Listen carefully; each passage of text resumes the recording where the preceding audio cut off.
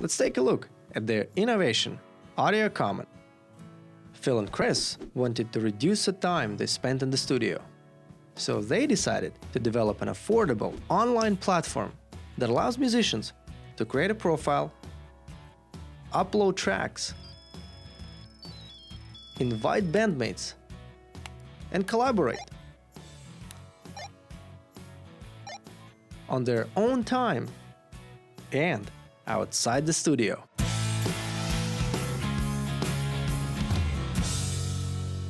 Phil, Chris, you've experienced a frustrating problem and decided to start AudioCommon.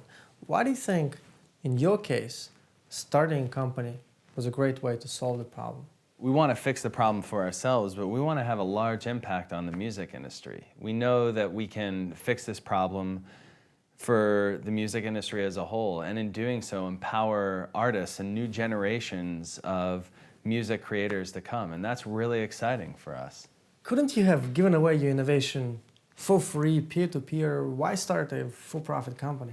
Man's got to eat. Yeah, I mean, we'd love to give it away for free, but we have hosting costs, development costs, licensing.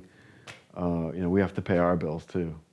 And to me, it's a noble thing to have something free and open source, but you really shouldn't ever, I think, be shy about capturing the value that you've created in society. And this is a very important tenet, I think, to business as a whole.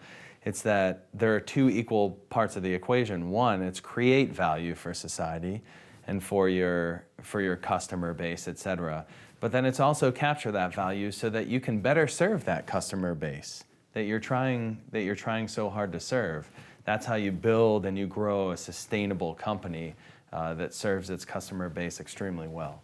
Speaking of serving your constituency, you are coming up against established players with a lot of resources, technology companies, record labels, who potentially could be in a much better position to serve your constituency now.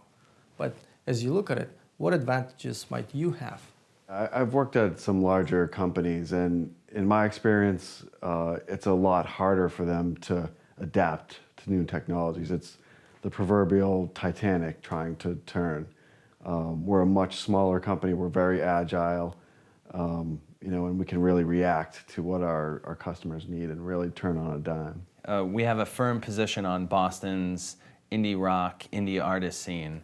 That gave us the chance to actually reach out to the artists we know and get the early feedback that we needed that was so important to our product, and especially those early versions of the product. Now, does this mean that you guys want to focus on your very specific community of independent indie rock artists? Or you want to kind of go big or go home, have a highly scalable global enterprise that serves a mass market? We want to build a large, sustainable, scalable enterprise that can have a huge worldwide impact on music and media. Cool. How?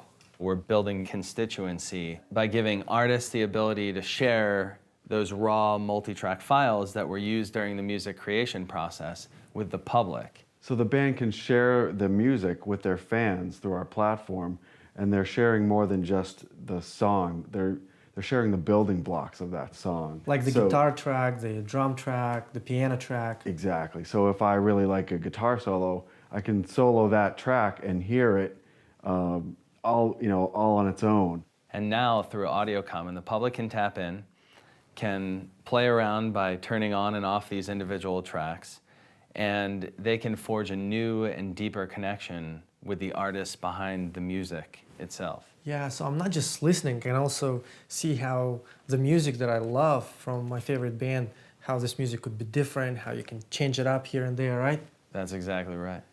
So you're telling me musicians from different parts of the world could come together online, create music, and fans like me can enjoy that music. We want to swing for the fences and create as much impact and change in the industry that we can, and we want to empower artists and content creators throughout the world as best we can.